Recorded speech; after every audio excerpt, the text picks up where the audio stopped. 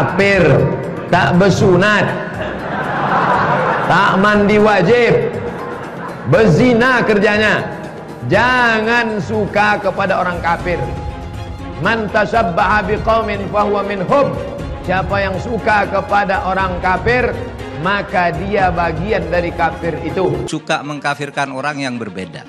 Kenapa kita kok ada gerakan di sini kafir yang selalu ingin mengkafirkan orang? Dan saudara, itulah yang disebut radikal. Orang Islam yang melakukan gerakan radikal itu pasti. Dan sudah banyak. Misalnya kalau ada orang bawa patung Garuda, ya itu kafir. Itu dulu yang ditumpas oleh Nabi itu berhala. Patung burung Garuda. Orang tidak pakai cadar dibilang kafir. Orang kalau tidak begini dibilang kafir. Salam damai sejahtera bagi kita semua, berjumpa kembali dengan saya di dalam kasih anugerahnya. Terima kasih bagi teman-teman yang senantiasa setia mendukung dan memberi support dalam perkembangan channel ini. Kiranya saudara dan saya sehat-sehat selalu, amin. Pada kesempatan kali ini kita akan melihat atau menyaksikan Pak Mahfud MD. Ia buka suara secara tegas terhadap para ustadz-ustadz yang suka mengkufar-kafirkan orang lain, dan kepada ustadz-ustadz yang suka mengharam-haramkan hari besar agama lain. Dan bahkan ada ustadz yang suka menghina simbol iman agama lain. Siapakah dia? Si ustadz panitia surga. Inilah dia videonya yang berikut ini. Kafir, tak bersunat, tak mandi wajib, berzina kerjanya. Jangan suka kepada orang kafir. Man tasabbaha biqaumin fahuwa minhum. Siapa yang suka kepada orang kafir, maka dia bagian dari kafir itu. Suka mengkafirkan orang yang berbeda. Kenapa kita kok ada gerakan di sini kafir yang selalu ingin mengkafirkan orang? Dan saudara, itulah yang disebut radikal. Orang Islam yang melakukan gerakan radikal itu pasti. Dan sudah banyak. Misalnya kalau ada orang bawa patung Garuda, ya itu kafir. Itu dulu yang ditumpas oleh Nabi itu berhala. Patung burung Garuda. Orang tidak pakai cadar dibilang kafir. Orang kalau tidak begini dibilang kafir. Kalau tidak ikut sistem ini dibilang kafir. Yang suka ngajak-ngajak ke khilafah itu sistemnya seperti apa? Saya mau ikut kalau ada. Tapi percayalah, itu tidak ada sistem itu. Tidak ada yang dicontohkan oleh Al-Quran, tidak ada yang dicontohkan oleh Nabi. Oke, negara khilafah itu. Pak, di negara Islam itu tidak ada korupsi. Lah, di Saudi Arabia korupsinya banyak. Itu pangeran-pangerannya baru ditangkap. Tidak ada yang bertentangan dengan syariah. Oleh sebab itu jangan mengkafir-kafirkan orang. Kita semua harus melawan, bukan hanya pemerintah. Rakyat juga minta kita melawan, kita menindak. Indonesia ini bukan negara Islam. Jangan sebut minggu. Minggu diambil dari kata Domingo. Domingo artinya hari menyembah Tuhan. Tuhan Allah Yesus Kristus. Selamat murtad. Selamat murtad. Yang ikut melakukan tradisi. Man tasabbaha biqaumin. Siapa yang ikut tradisi suatu kaum, fahuwa minhum, maka dia bagian dari kaum tersebut. Siapa yang ikut tradisi orang kafir, nanti mati dibangkitkan sama orang Kristen. Tengok sebelah kanan Paus Paulus, tengok sebelah kiri Markus, tengok depan Santa Maria. Sampaikan kepada mereka bahwa kita benci sama orang kafir. Kau benci? Iya. Oh, ini orang kafir nih. Mana tembaknya? Kita tahu bahwa Ustadz Abdul Somad ini terkenal di Indonesia apa-apa haram. Masuk ke rumah ibadat orang lain, kalau orang Islam masuk ke gereja haram. Ini haram, itu haram. Belum lagi Ustadz-Ustadz sejenis Abdul Somad yang mengharamkan kalau mengidolakan pemain sepak bola haram. Ini haram, itu haram. Antum mencintai pemain bola kafir, boleh nggak? Nggak boleh. Dipajang fotonya, kaosnya, nggak boleh. Dia mencintai orang kafir, loyal kepada orang kafir, membela orang kafir. Berarti kalau sudah membela orang kafir, dia masuk orang beriman atau bukan? Bukan. Masuk kepada golongan apa? Munafik. Apa hukumnya berwisata ke tempat ibadah orang kafir? Contohnya Candi Borobudur. Hukumnya haram, karena itu termasuk persetujuan kepada peribadahan mereka. Kita nggak boleh datang ke situ kecuali untuk satu tujuan, mau membubarkan orang yang lagi beribadah kepada selain Allah. Haram hukumnya masuk ke rumah ibadah orang lain. Haram. TV itu dikatakan para ulama haram. Maka usulan anak kepada antum-antum yang punya TV, buang tuh TV. Bahaya. Bagaimana hukumnya musik dulu kan? Saya katakan haram. Surah 26 As-Sikat 31 ayat 6 dulu kan udah dibacakan. Dari mana musik itu? Dari gereja. Musik bagian ibadah Kristen. Makanya sekarang mereka nyanyi, Pak. Haleluya, puji Tuhan, katanya. Sorga. Kapan musik masuk Islam? Pernah nggak musik mualaf? Itu permainan syaitan. Wajibnya menghancurkan alat-alat musik. Kalau ada orang yang merusak alat musik, kata Imam Syafi'i juga tidak perlu disuruh bayar ganti rugi. Kenapa? Sama seperti dia menghancurkan khamar. Itu perkara yang haram.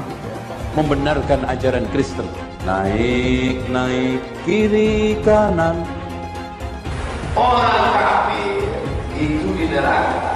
Yang dimaksud patung Yesus Kristus, patung Brahma, Hindu Siwa, patung semua patung itu jadi bahan bakar api neraka. Nanti membakar orang yang menggambarnya. Abdul Somad dan dari MUI juga memandang ini bukan penistaan agama, ya. Singgung. Apakah perlu saya minta maaf?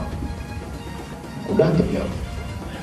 Nah, ajaran saya. Laporan terhadap Ustadz Abdul Somad itu sudah dilaporkan dari beberapa tahun yang lalu. Ternyata Pak Somad boro-boro diproses, dipanggil saja tidak gitu loh. Minta maaf pun tidak mau. Konferensi persnya di MUI kan beliau cuma menyatakan begini, jika beliau meminta maaf berarti ajarannya harus direvisi. Apakah pesawat sekarang juga? Bagaimana provokasi yang dilancarkan oleh Ustaz Abdul Somad amat sangat keterlaluan memecah belah bangsa ini. Saya juga memohon pada bapak-bapak polisi untuk tidak takut kepada tekanan dari manapun. Ayat-ayat tentang boleh membunuh dan boleh menghina orang lain beda agama itu ditutup. Ini strategi pemerintah China agar orang-orang Uighur tidak menjadi teroris. Disebut teroris marah, tapi mengajarkan ilmu Islam yang menghalalkan darah. Jadi salahnya di mana nyebut teroris? Emang kelakuan kayak teroris? Emang dasar teroris? Jangan katakan bom bunuh diri. Ini banyak wartawan-wartawan yang tidak Islami memakai istilah-istilah kafir tanpa dia sadari. Gerakan bunuh diri, padahal gerakan mati syahid. Zaman sahabat Nabi pakai pedang, zaman sekarang tak pakai pedang. Letupkan, ledakkan, mati syahid. Adapun orang yang mengejek ini mati konyol. Orang mati syahid dia katakan mati konyol. Saya pernah ditanya, apa pendapat Pak Ustadz tentang ISIS? Bagus, saya bilang. Siapa yang tidak ikut kepada ISIS, kafir, halal darahnya. Ceramahnya Ustadz Abdul Somad. Ya, ceramah yang membenarkan bom bunuh diri. Bom bunuh diri itu memang benar dalam Islam. Orang Islam yang baik itu yang menjadi teroris. Buka Al-Anfal ayat 60. Makruh hukumnya menengok tiang listrik yang berbentuk salib, karena dikhawatirkan hati goncang. Itulah yang ditempelkan salib di belakang ambulan. Kalau masjid kita punya ambulan, balik dari sini ambil pilok. Pilok itu lambang yang ada di ambulan, ganti dengan bulan sabit. Batu hitam itu ya Allahnya orang Islam. Walaupun seluruh ulama Islam mengatakan kami tidak menyembah batu hitam. Tetapi kenyataannya kenapa harus pergi ke Arab Saudi untuk mutar-mutar batu hitam itu? Bahkan kita kalau naik haji itu putar 7 kali. Sekali putar, cium itu batu hitam. Putar lagi sekali, cium batu hitam itu. Tidak ada masuk surga di dalam Islam itu. Lalu saya tunjukkan ayatnya. Quran surat Al-Ahqaf ayat 9. Jadi Nabi Muhammad tidak tahu apakah dia masuk surga atau tidak. Nah ini yang dimaksudkan oleh Muhammad Kace, bahwa tidak ada keselamatan di dalam Islam. Benar itu ada di dalam Al-Quran kok. Ayatnya ada. Bahwa Nabi Muhammad ketika sholat didatangi oleh jin dan mengerumuni ketika dia lagi sholat. Ayatnya ada. Orang Islam aja yang nggak tahu ayatnya di mana. Terus ada lagi pertanyaan, apa maksudnya bahwa Muhammad masuk neraka? Jadi Muhammad itu masuk neraka. Jelas aja karena Al-Quran juga bilang begitu. Quran surat ke-19 ayat 71 dan 72. Dan Al-Quran itu boleh membunuh manusia lain karena beda agama. Saya tunjukkan ayatnya tadi. Surat ke Al-Baqarah ayat 191. 300 ayat di dalam kitab itu boleh menyelesaikan nyawa orang. Bela kitab sucinya, bela Tuhannya, ya kan? Kalau Tuhannya pun setan mungkin dibela juga, kan begitu? Kesibukan para lelaki yang masuk surga di surga adalah memecah perawan istri-istrinya. Perawan terus. Mereka menyatakan bahwasanya kesibukan penduduk surga itu memecahkan keperawanan para bidadari. Ternyata ini kesibukan mereka. Bagaimana mereka tidak sibuk? Sementara bidadari yang Allah siapkan bagi mereka sangat luar biasa, indah, cantik, dan moleknya. Salah satu nikmat yang ada dalam surga adalah pesta seks. Minta maaf, karena inilah yang kita tahan-tahan di dunia. Menyemburkan ujaran kebencian, menebarkan berita bohong, itu berlangsung berulang-ulang dan bertahun-tahun. Saya harus melakukan penegakan hukum yang tegas terhadap model seperti ini. Gak ada gigi mundur, maju terus. Ustadz Abdul Somad itu guys, mereka adalah penista agama, sudah dilaporkan bertahun-tahun, tetapi tetap saja tidak tidak ditangkap oleh polisi, karena polisi takut oleh umat mayoritas agama Islam guys. Penistaan salib Ustadz Abdul Somad guys, dan sampai sekarang si UAS ini tidak ditangkap juga oleh polisi. Ya polisi tahulah sendiri, polisi mah aduh takutan kalau polisi Indonesia mah.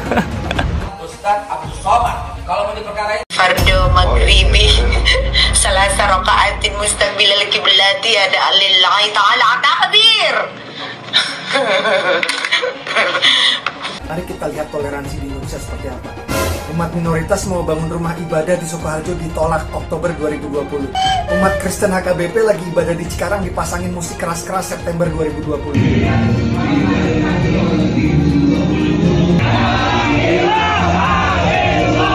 Dari tua masjid saja ini ada korban penistaan agama gara-gara tua masjid. Ibu Meliana rumahnya sampai dibakar, dia masuk penjara. Tapi ngomong-ngomong, bolehkah tua masjid itu dikritik? Di dalam Al-Quran sendiri tidak boleh mengeraskan suara di dalam memanggil berdoa pada Tuhan.